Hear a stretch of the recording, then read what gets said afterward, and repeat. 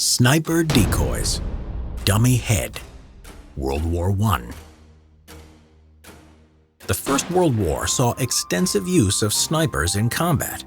For the first time, rifles with telescopic sights were used on a large scale, which under the conditions of trench warfare were considered very effective.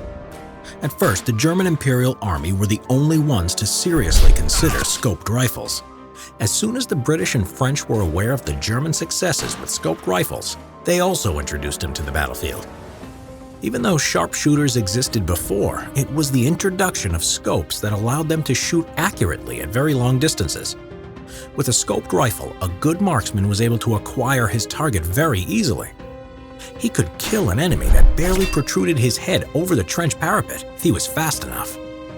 With such horrifying capabilities, snipers became an object of fear for the soldiers in the trenches, especially because they fired from well-concealed positions. Since the art of camouflaging was developing more and more as the war progressed, snipers became harder to detect. For soldiers whose everyday life was weighted by the threat of snipers, it became a necessity to counter this danger. With the awareness of the sniper threat widespread, soldiers paid a lot of attention not to expose themselves. This forced snipers to act quickly and to use the shortest moment to fire at the enemy. It was based on this hastiness that camouflage units designed their deception. Their intention was to force the enemy sniper into making a flawed decision and to draw out his fire so his position could be located. One of the most popular decoys of the war were papier-mâché heads.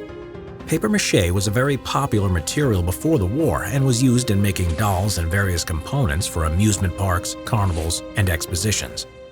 It was very cheap, but to make it consisted of chopping down pieces of paper, reinforced with any kind of bounding material, whether it was glue or plain starch. Besides the fact that it was cheap, it was also very good for modeling. The job of making decoy heads out of papier-mâché was entrusted to camouflage units, who were working in their small improvised workshops on the front lines.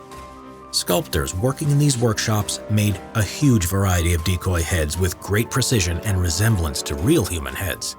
Special attention was given to shaping face details and coloring the face to look like real skin. This push for realism was necessary because they were to be observed through scopes with magnifying lenses. In order to increase the realistic look of the head, some of these were equipped with rubber surgical tubes connected to the mouth with a cigarette in it. By blowing air through the tube, an impression of a soldier smoking a cigarette was made. This increased the possibility of attracting the attention of the sniper. Papier-mâché heads were usually stuck on a long stick in order to securely lift it over the parapet. If the deception was successful and the dummy head was hit by a sniper, bullet holes were then used to locate the sniper with the help of a triangulation method. Or another method was to slide a periscope into the head and spot the sniper that way. Once the approximate location was established, the sniper's position was bombarded by artillery or counter-snipers would focus on that area. The technique of dummy heads was invented by the British, who at the beginning of the war had a lot of problems with German snipers. This method was a result of their struggle to fight the hidden enemy. The same method would also be used by other sides.